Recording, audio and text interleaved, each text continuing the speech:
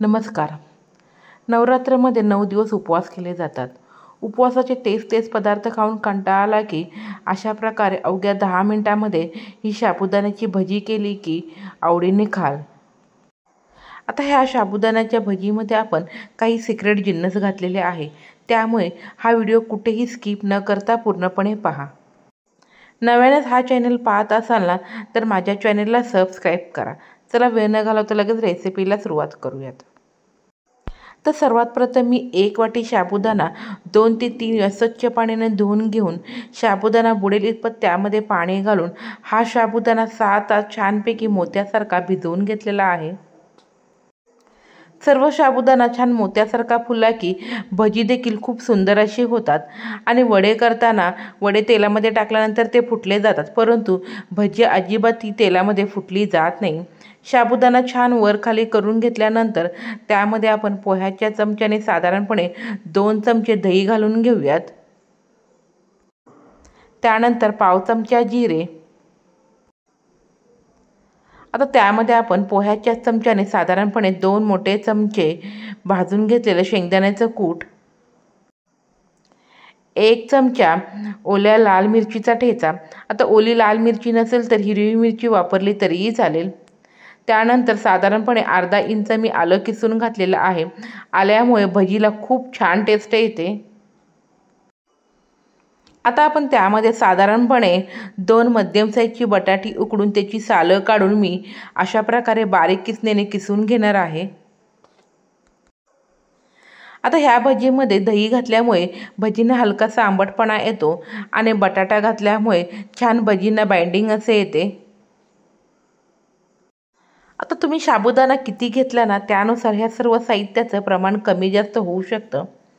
आता बटाटा अशा प्रकारे किसणीने किसून घातल्यामुळे अजिबात बटाट्याच्या गुठळ्या होत नाही, ही एक महत्त्वाची टीप आहे. आता सर्व साहित्य घालून झाल्यानंतर ते व्यवस्थित एकत्रित करून घेऊयात. सर्व जिन्नस व्यवस्थित मिक्स झाल्यानंतर आपण त्यामध्ये चवीप्रमाणे मीठ टाकून घेणार आहोत. साबुदाणा भिजवला असेल तर अवघ्या 10 मिनिटांमध्ये ही कुरकुरीत अशी भजी तयार होतात. अजिबात ही भजी करण्यासाठी वेळ देखील लागत नाही. जगातील ही सर्वात पहिली भजी असेल ज्यामध्ये भजी करताना सोडा वापरलेला नाही. अजिबात सोड्याचा वापर न करता देखील छान कुरकुरीत अशी भजी होतात.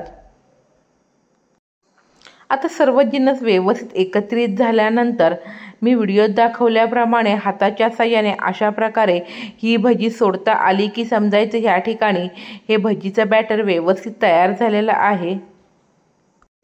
आता ह्या भजीच्या बॅटरमध्ये बटाटा प्रमाणापेक्षा जास्त झाला की भजी तेल खूप जास्त पितात, त्यामुळे सर्व साहित्य प्रमाणात पडलं की भजी छान परफेक्ट अशी कुरकुरीत होतात.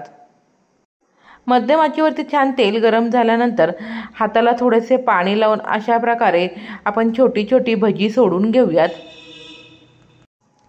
कडकडीत तेलामध्ये अजिबात भजी सोडू नका. कडकडीत तेलामध्ये भजी सोडली की ती लगेच करपली जातात आणि हवी तशी अजिबात कुरकुरीत होत नाही. त्यामुळे गॅसची आच मध्यम करूनच त्यावरती तेल गरम करून आपण मध्यम आचेवरती छान हलकीशी खरपूस अशी भजी तळून घेणार आहोत.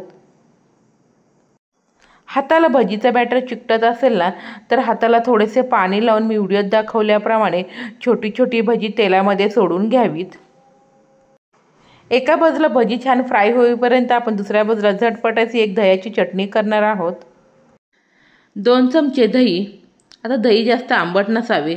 त्यानंतर सुरुवातीला आपण जो लाल मिरचीचा ठेचा केलेला आहे ना तो तिखटाप्रमाणे टाकून घ्यावा. लाल मिरचीच्या ठेच्याऐवजी तुम्ही हिरव्या मिरचीचा ठेचा वापरला तरीही चालेल. त्यानंतर चवीप्रमाणे मीठ,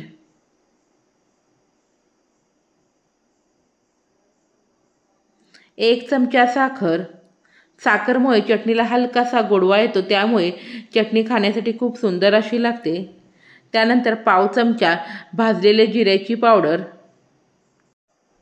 आणि शेवटी त्यामध्ये 1 चमचा भाजलेला शेंगदाण्याचा कूट टाकून हे सर्व जिन्नस व्यवस्थित एकत्रित करून घ्यावेत. आता चटणी तुम्हाला या ठिकाणी घट्ट वाटत असेल तर त्यामध्ये थोडेसे पाणी टाकून चटणीची कन्सिस्टन्सी तुम्ही ॲडजस्ट करू शकता. तर एका बाजूला झटपट अशी दह्याची चटणी तयार झाल्यानंतर या ठिकाणी पहा हलकेसे भजी छानपैकी तेलामध्ये फ्राय झालेले आहेत. आता ते पलटी करून घेऊयात. तर अशाच प्रकारे मध्यम आचेवरती सर्व बाजूंनी मी भजी फ्राय करून घेतलेली आहेत. अजिबात ही भजी तेल देखील पीत नाही आणि या ठिकाणी पहा अजिबात एकही भजी इथं फुटलेलं देखील नाही. तर या ठिकाणी उपवास स्पेशल झटपट अशी साबुदाण्याची भजी तयार झालेली आहे. तुम्ही देखील करून पहा आणि कशी झाली ते मला कमेंट बॉक्समध्ये सांगायला अजिबात विसरू नका. वरून छान कुरकुरीत आणि आतून हलकीशी पोकळ असलेली या ठिकाणी उपवासाची भजी तयार झालेली आहेत. तर माझी ही रेसिपी तुम्हाला आवडली असेल तर नक्की लाईक करा, जास्तीत जास्त शेअर करा. अशाच नवनवीन उपवासाच्या रेसिपी पाहण्यासाठी माझ्या चॅनेलला सबस्क्राईब करा. बेलची घंटी वाजवायला अजिबात विसरू नका. हा माझा व्हिडिओ तुम्ही पूर्णपणे पाहिल्याबद्दल अगदी मनापासून धन्यवाद.